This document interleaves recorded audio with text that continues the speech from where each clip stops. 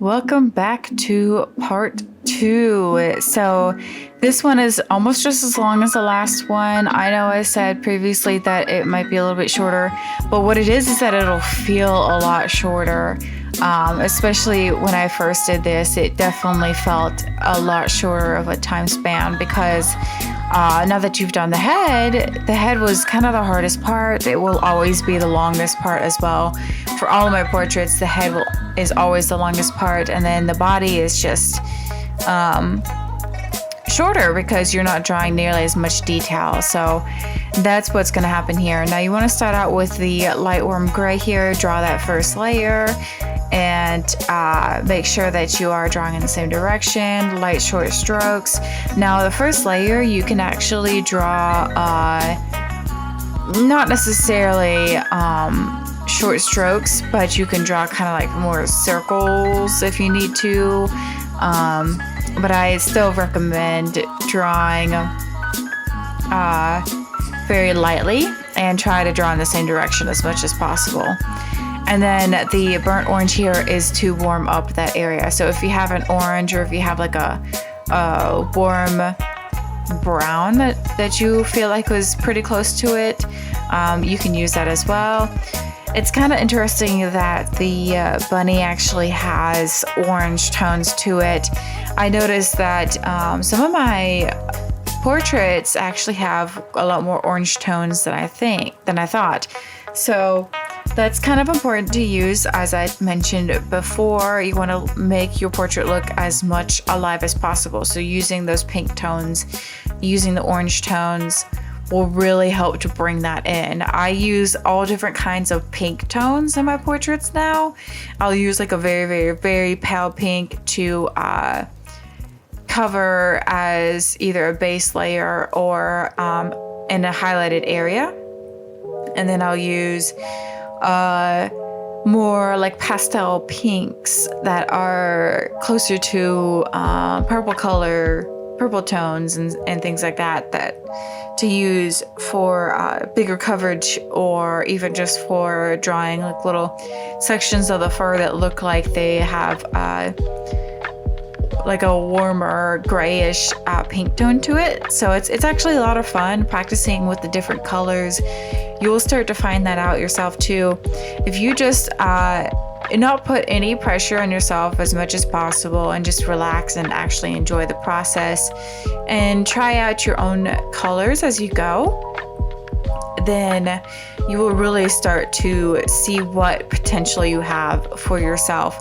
That's one thing that was very liberating for me, was that I did not follow a structure. I didn't follow any guidelines as to how to draw or what exact colors to draw.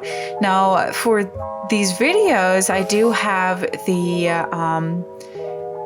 type of color marked so that you can have your own guideline, but I do not tell you the exact color pencil, because I know for one, nobody's gonna have the exact same color pencils that I do, unless they're as experienced as me and like to use the same pencils. And for two, I want you to use your own constructive criticism and figure out what colors you like to use the most, and figure out which ones look best for you. And that will really, really help you build your own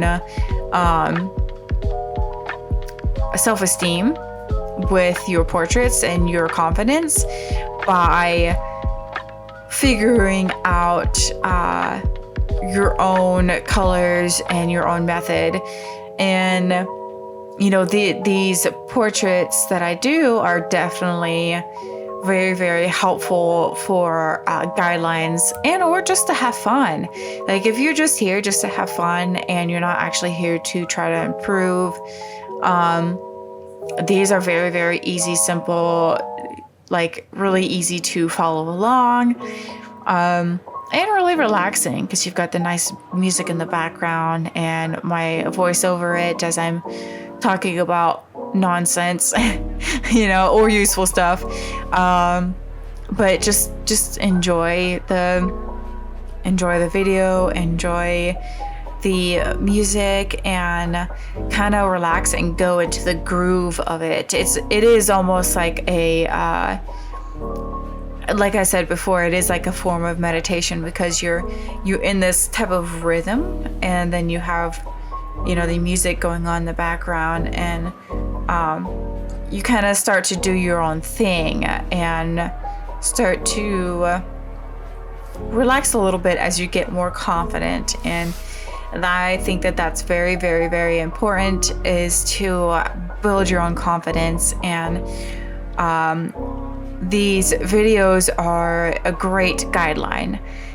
That's what they are. They are a great guideline for you to get started on your colored pencil journey, or just to have fun. If you've got a kid, or if you are a kid that's starting out with drawing, these are perfect for that, because whether you're just not really into digging deep into the colored pencil world, or you're just trying to do something while you're bored at home, this is a great video. These are great videos to follow along with, and just really is just to have fun. If you think that you don't have the time to complete these, trust me, you do. You really, really do, because you don't have to actually watch the whole video, the whole 2 hours all in one time span. Once you have access to these videos, that's it. You've got access the whole time, so you can come back to them at any point in time and watch them as many times as you need. Or if you're just wanting to watch them just to kind of get an understanding of how to draw, but not necessarily copy, that's also a great way to get started with it too. Now, I do have a lot of videos on my YouTube that are kind of similar, where it's just the like a time-lapse video of me talking with some nice music in the background, or just normal time-lapse videos in general. I find them like actually really fun to watch. I get into some YouTube videos that are similar to this, actually, where it's like a time lapse, but it's of some guy that is mowing their lawn, or mowing somebody's lawn, and it's just music in the background for most of it, and they'll talk over it, blah blah blah, but it's like an hour long or something, and he's just mowing the yard. And it's actually really entertaining, because it's like a video about nothing, you know. It's about life. It's about normal things, and that's what I really want to emphasize here, is a sense of normalcy, and especially on my YouTube, a sense of normalcy where you know, I've got a completely normal life here at home, with living more of the farmstead lifestyle, with a little child and family and chickens and a garden, and we live out in, I mean, you could say this is more of the rural side, out in East Tennessee, and this is, you know, my first time actually living in rural area. I've lived mostly suburban lifestyle, and I really, really enjoy it. It's actually helped me relax and calm down, and focus more on my needs than anything else. And there's a lot of people out there that is exactly what they want to do, is focus on their needs while also trying to connect with others outside of where they live. And I think that these videos, watching on YouTube, and even watching these videos here, where you're trying to follow along and watch the video and see how to draw and actually follow the guidelines and whatnot, it's just a great way to connect. And I think that that's really amazing, that the power of social media can do that.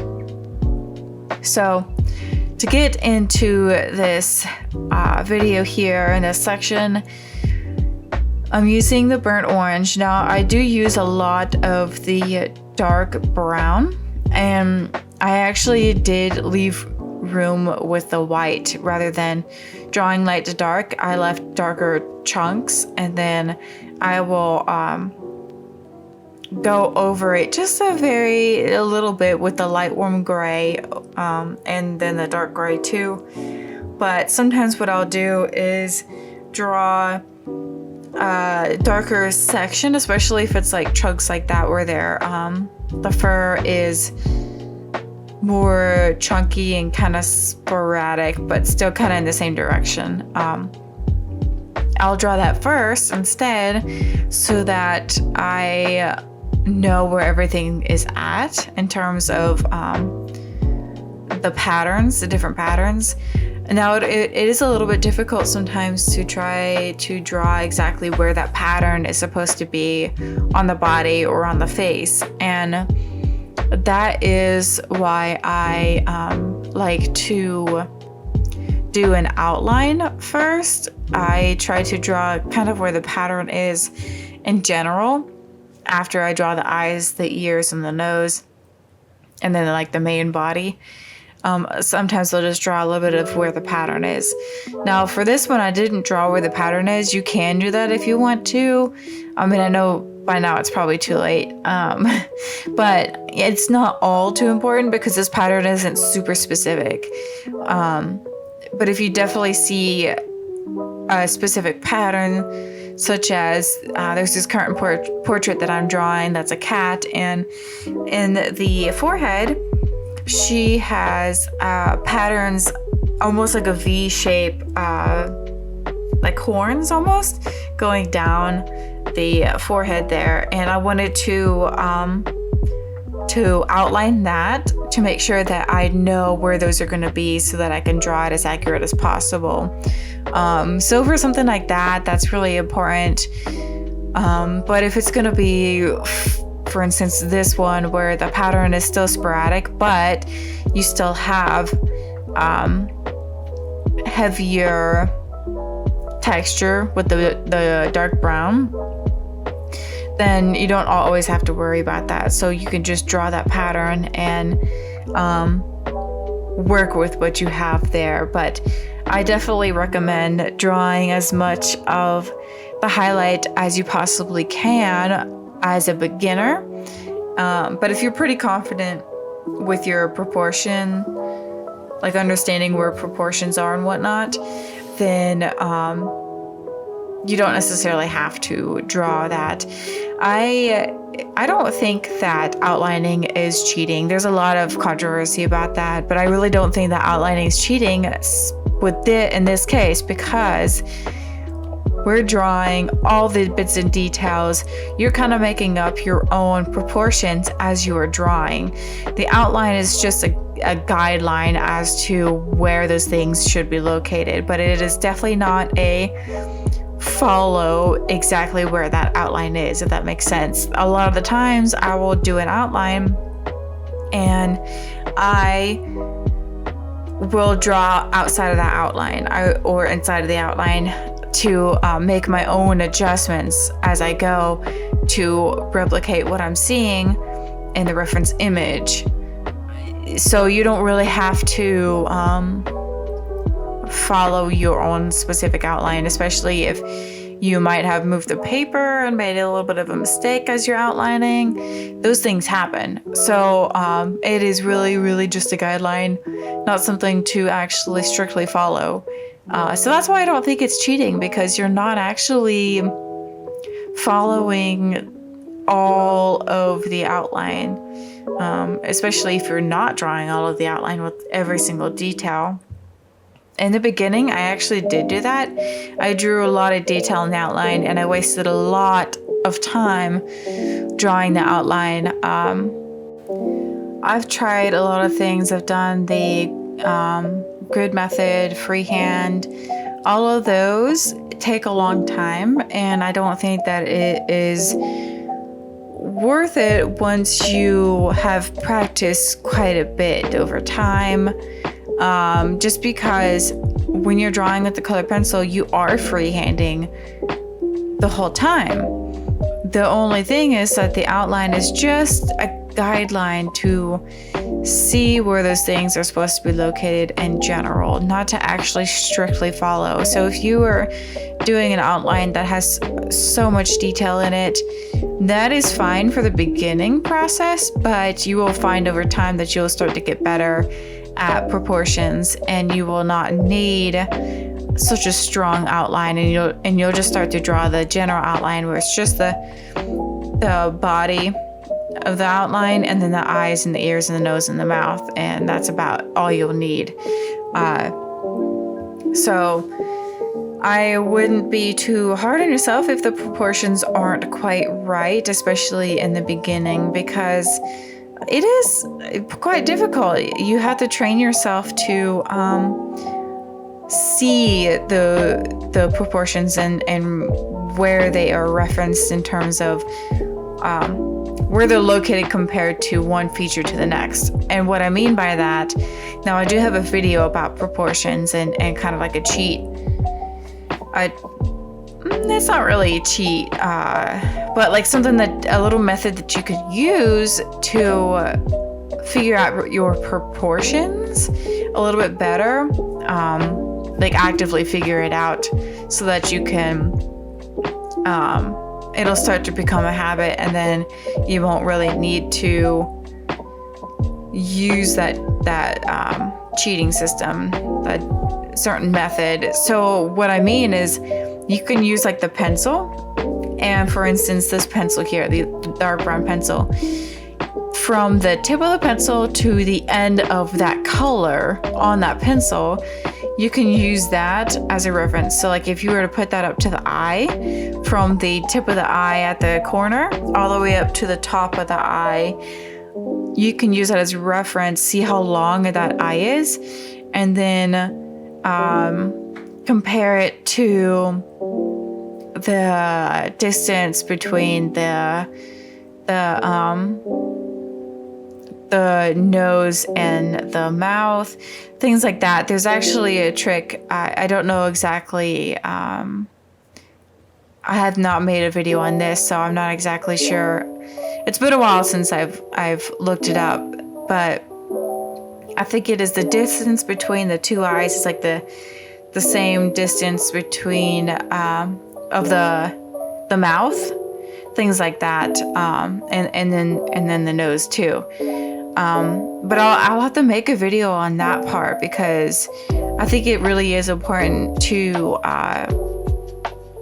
even if you're not freehanding, you are still technically freehanding. So you want to make sure that you are drawing those things proportionately, and having that understanding that there are actually mathematically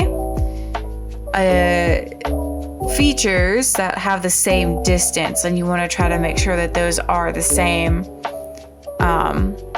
as you are working on the portrait, so that it does look proportionately correct. But you can use the pencil as one to measure the distance, make sure that they're both the same. So if like there's two eyes, you can measure the two eyes the same exact way to see if they are the same size.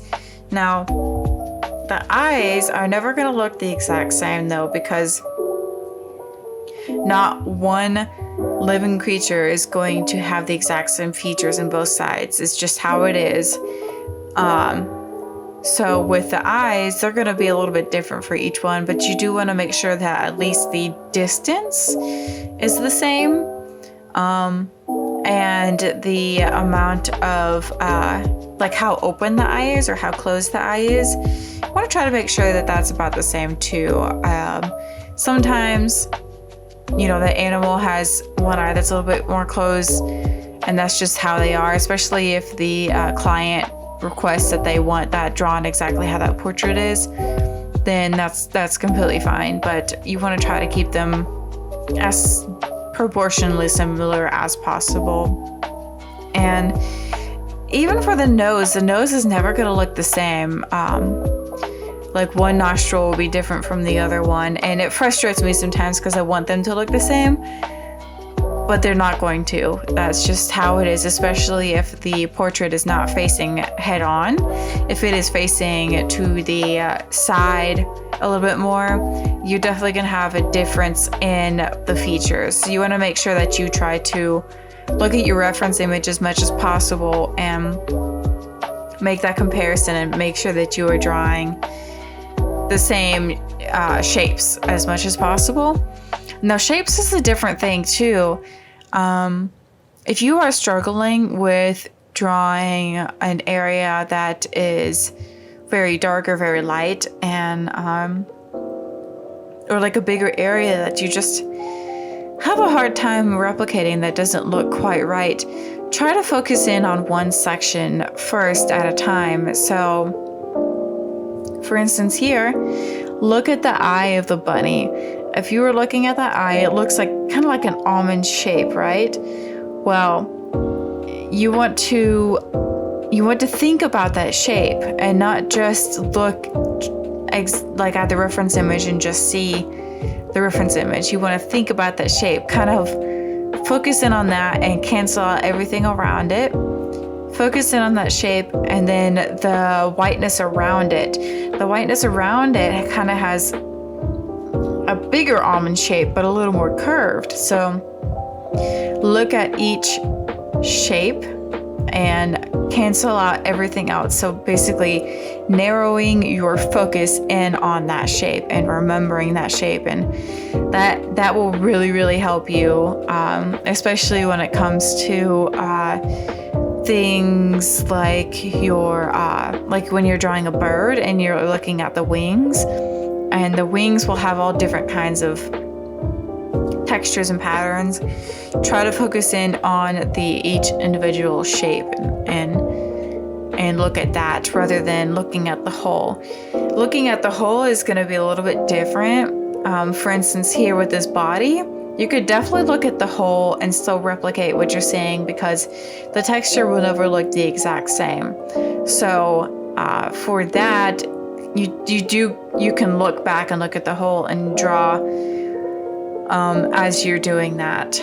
But when it comes to shapes and stuff, you definitely want to really think about that shape and try to replicate it as much as possible by doing that, and don't actually look at the whole. So it is kind of interesting how those little tricks do work over time. Now I'm using this black here. We just did the dark brown and a little bit of the orange tone to it. Now this black will help to darken the dark brown sections. And it's not everywhere, it's just in certain areas that you will do this.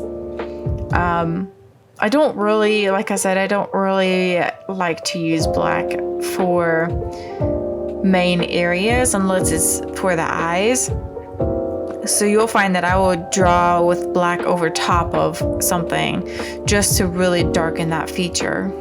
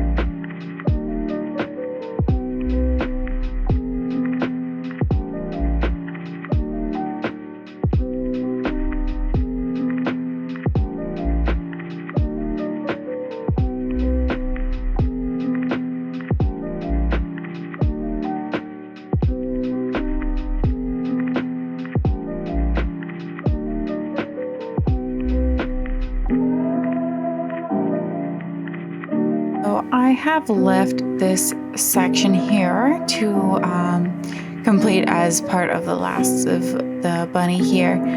And this is the essentially this is kind of where the leg is, and then the front part of the chest. So we're going to do the front part of the chest first. Now it's going to be curved a little bit, so your first layer still want to draw in the same direction of the fur, and just kind of go like in that curve, go in that same pattern as much as possible. And you can also use this light warm gray to lightly draw over the dark brown sections, but not all too much, because you do want some of that white to show through. We will do a little bit of some fixing up towards the end as well. So if you miss any sections and you are wanting to catch up, don't worry about it. Just focus on continuing on until the end, and then you can take a step back and look at the portrait and see what you need to fix. So use the dark brown here and start to draw in that pattern. Now I like to draw in sections rather than the whole picture. For instance, drawing a whole first layer for the whole picture compared to just doing sections. And why I do that is so that I can have a better understanding as to where my features are located and the proportions. It is easier to draw in sections than the whole for that, because then you can actually see the bits of the outline that you had drawn if you had left that section alone. Even if you had like a first layer for the whole thing, you can still kind of see the outline, but it is easier for me just to do section to section. So I highly recommend that if that makes it easier for you too. Now you can try out doing the whole rabbit in that first layer, but I find that it's easier just to do this because each section is going to be completely different values, and you want to make sure that you are not making the whole thing look flat with just the similar values. So drawing section to section is a better option, but you can try out whichever one you want first and see what you're comfortable with. So here we're still using the dark brown, of course, and you will add layers of black and the dark gray over the top to make it darker, so don't worry about that.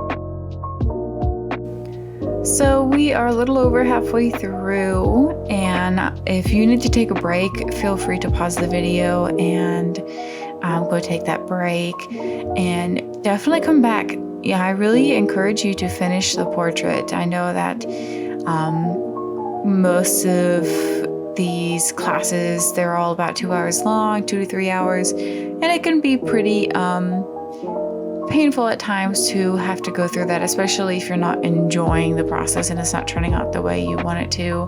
So if you need to take a breather, go ahead and do that and come back. So with the dark brown, we're still continuing on drawing in the same direction. Now for this shape, it is almost like an egg shape in a way, but a little bit more oval-y, because at the top it is more of like an oval, and then it will flatten out because the bunny is laying on the ground.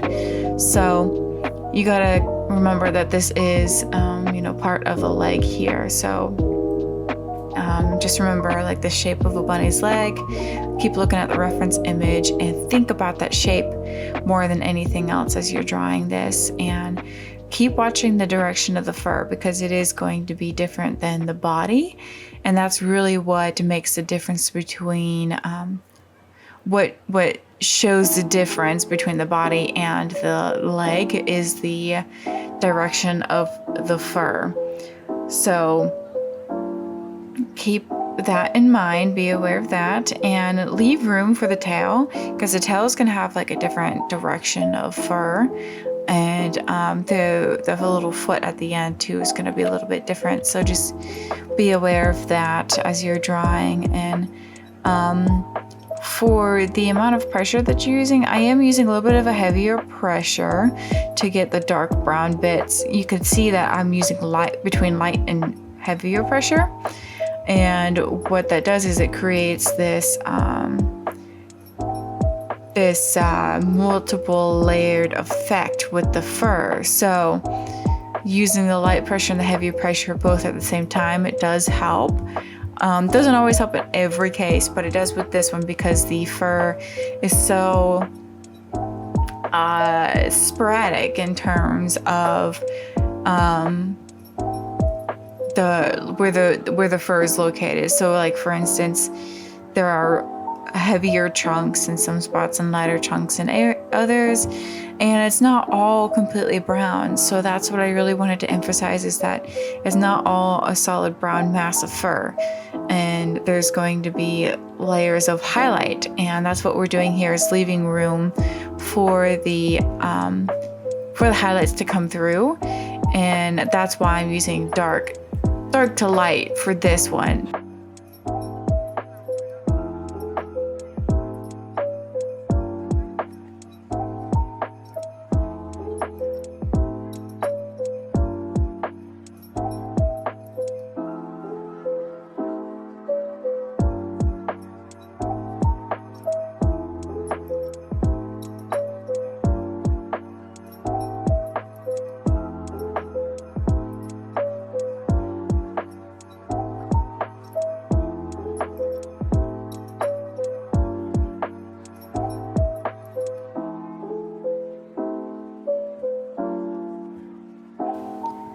And drawing the little foot there, it is a different direction of fur, so just be mindful of that. And you don't have to be all too detailed with it, because it is just a little foot, as long as you are drawing in the same direction and really just emphasizing it rather than trying to be too detailed is the most important part.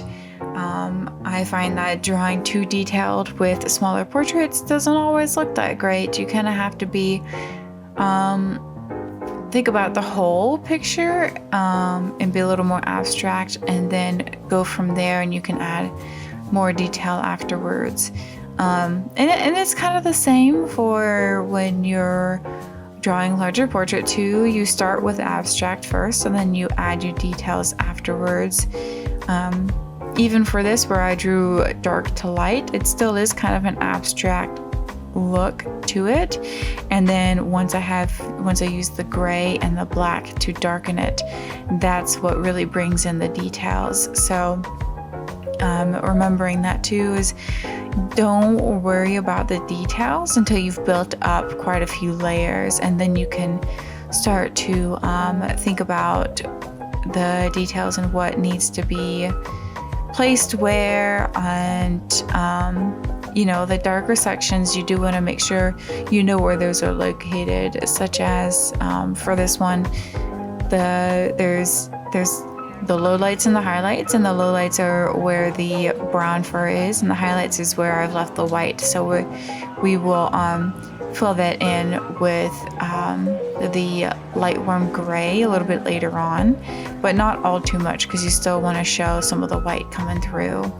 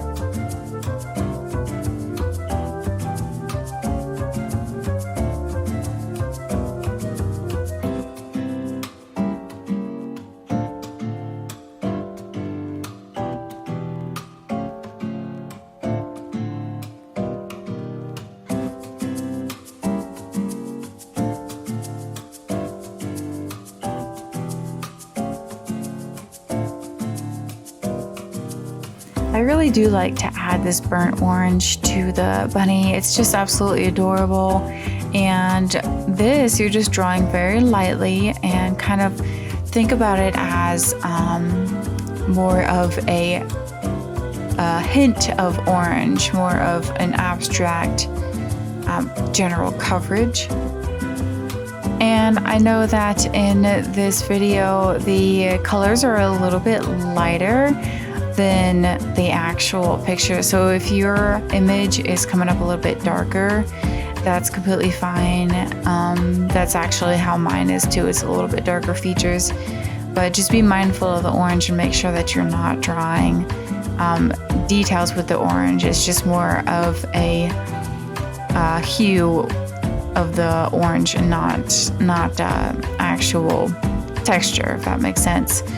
And now we've got the tail a little bit more established there. You definitely want to draw pretty heavy around it just to emphasize where it's located and, you know, because it's so dark right there from the shadows. That's why I drew it that way. It was to basically emphasize that there's some shading going on and there's a little bit of a fold where that tail is located. So you can use the black or the dark gray here. I've done a little bit of mixture of both because the dark gray really helps to show a little bit more coloring, but it darkens it at the same time, whereas the black is just straight black, and sometimes the black can cool down some of the warm tones, so you just want to be mindful of that too. I know it's a little bit different because you would think that black would not really affect the tones of the colors, but it really does. Adding black can cool it a little bit, and I think that's just to do with the colors themselves, like because it's a wax base or an oil based, it can kind of have that effect. And I guess the way that the black is made, to me it seems like it cools it down at times. But if you're using the black over top of warm tone, it will still show through as warm. It's just if you were to use more and more black than the warm tone, then you'll start to really see that it cools it down a little bit too much. So just be aware of that too. And I am using the dark brown a little bit here to kind of emphasize on how sporadic the fur is. Definitely is a little more chaotic around the leg there, but you really want to emphasize the direction of the fur too, to make sure that you can tell that that is the leg and not just the rest of the body there. And you can see that the line between the top of the leg and the rest of the body is more emphasized than going further down, like right underneath that pencil right there. It's connecting a little bit better. So just make sure that you are connecting that part as much as possible, and then still leaving that gap at the top to show that that's, you know, disconnected from the rest of the body there. I hope that you're enjoying this. I'm enjoying talking about this bunny and talking to you guys about my art journey and all these really awesome tips for drawing too. There's a lot of things that I forget to tell, you know, and while I'm doing these classes, but there's a lot of important things that is good and healthy for you to learn on your own as well. So I try to implement my own experiences and things that I think that you could benefit with, such as the warm tones and the cool tones, and then drawing the same direction as the fur. But when it comes to you know, your own amount of pressure, and then the way that you draw light to dark, blah blah blah, you can draw dark to light if you want. It's just easier to draw light to dark to avoid mistakes, essentially. So once you get more comfortable practicing, you can figure that out whichever way you find that's easier for you, essentially. So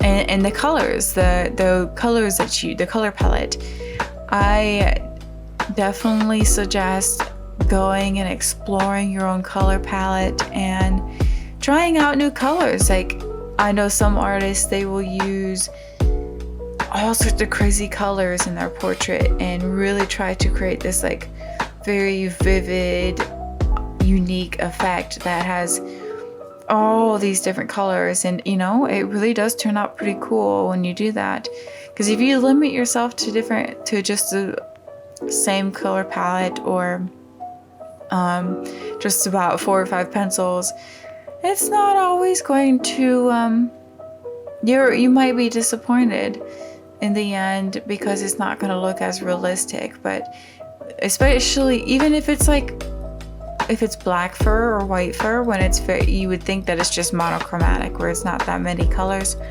You wouldn't believe how many colors I use in black fur. There's so many different tones that go into it to create a realistic look. And you know, and actually white and black fur are one of my hardest to do.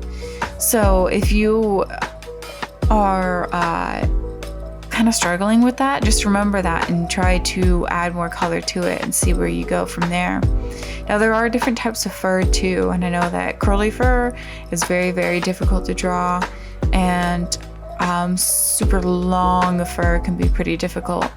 Short fur seems to be the easiest, of course. So if you're going to try to practice different animals on your own, try to start out with the easiest type of fur possible and then go from there.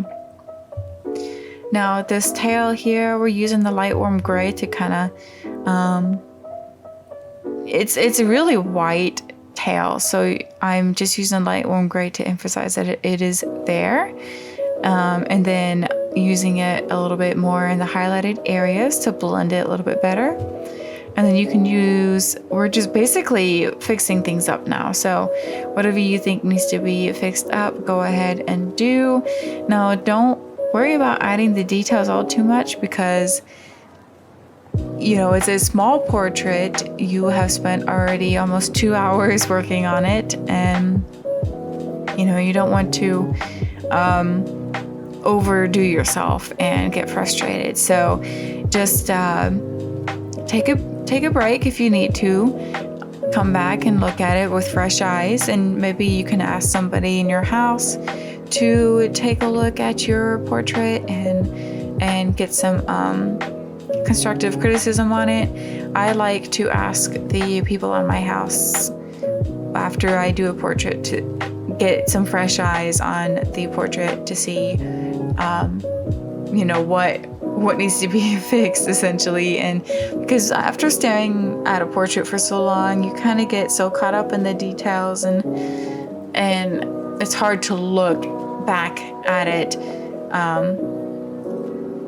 when you're the one that's done that portrait and you've been focusing on that portrait for like weeks at a time or something.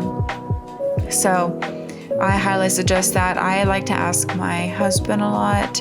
He is very honest, and he is a little bit of an artist himself, actually. He does different kind of art, and he does have an artist eye, so it really helps for me to have his constructive criticism to tell me, okay, this part doesn't look right. I don't know what you need to do about it, but it doesn't look right.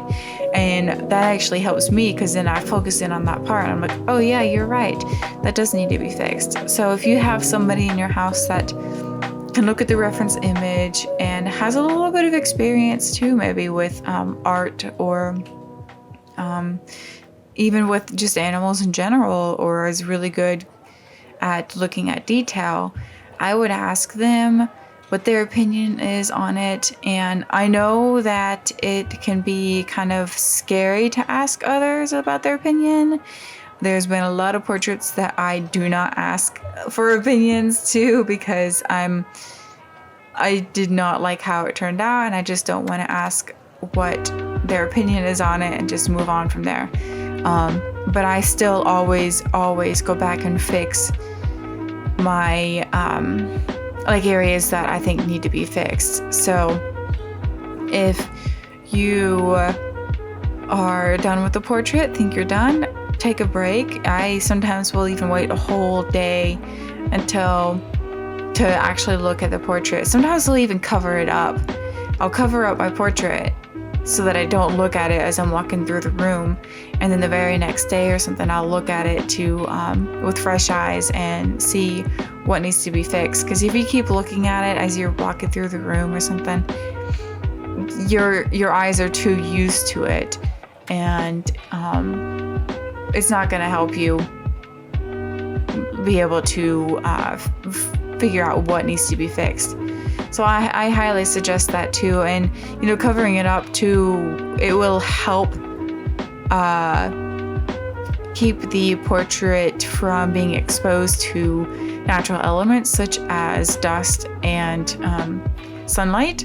So especially if you are working on a portrait that's going to take a long time, like when I started out, it took me a whole month to complete just an 8x10 portrait. It's going to take you a while. I suggest covering it up or something when you're not working on it so that it can be protected. I don't always do that, and my son has drawn on my portraits, and I've been very, very lucky that I could fix it up and not have to completely redo it. I think the only time I had to redo one portrait one time, and I think it took a week and a half. So I wasted a whole week and a half.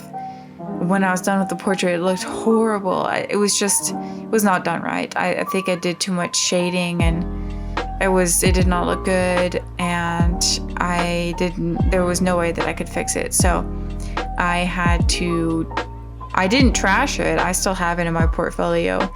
But I just completely redid it. And what's helpful about redoing the same exact thing is that it will always turn out better the second time around, because you've already practiced it.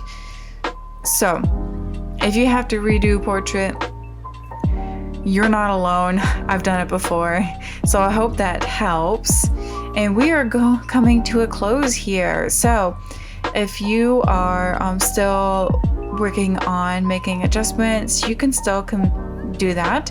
But we are done, and I am so glad that you have completed this with me.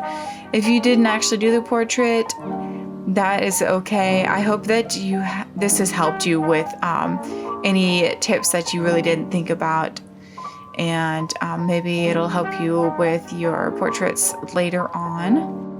Thank you so much for following along. I hope to see you in other classes.